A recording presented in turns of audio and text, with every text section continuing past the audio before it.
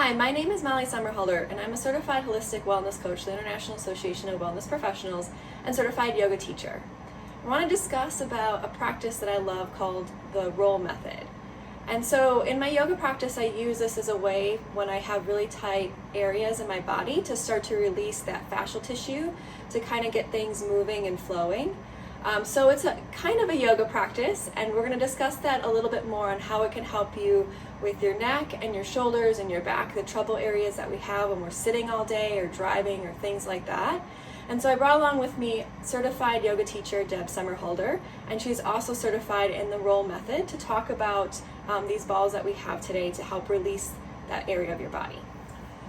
So there are actually three size balls that we use for this practice. These balls are specifically made for the roll method because they have a sticky, grippy surface, so that way if you place the ball right on your skin and you press down lightly, you can give a little twist and it'll actually roll the skin like getting a gentle massage. There's also three different sizes. There's the large alpha ball that we use more for the hips, the glutes, and if we don't want to get real deep into the tissue. Then there is the very small classic ball, which is really good for rolling out your feet where we have a lot of tension, and also to get into the deeper areas of the body. And then there's also the medium size, which is what I'm going to actually have demoed for you today. And this would be the plus size ball. The practice can be done on the floor, which is usually, depending on what you're doing, going to be the most intense.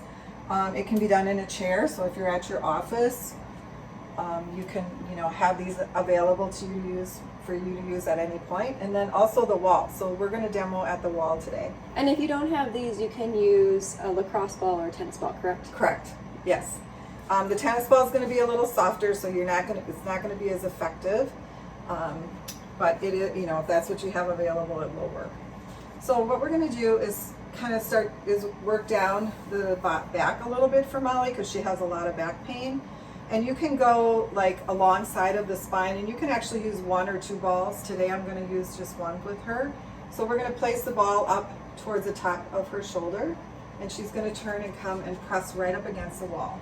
So first she's going to find an area that she wants to roll, but if she's got any injury going on right now, she would want to avoid that particular point and go around the sides of it. So once she finds that spot, she can just compress and push into it a little bit, and then maybe start to move up and down or move her arm. So just very intuitively, whatever feels good in her body. So up and down, side to side. The best way to do this too is skin to skin. So if you're in a place where you can have that opportunity to do that, just move your shirt to the side or whatever, because then you'll get that grippy massage type surface.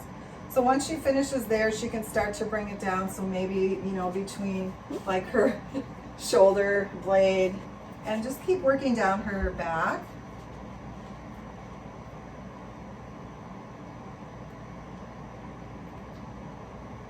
Yeah.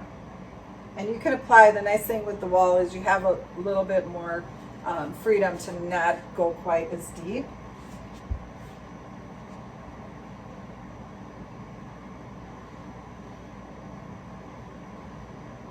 And then into the glutes, you can get right into that piriformis. And this is where maybe, this something larger such as the lacrosse ball is nice.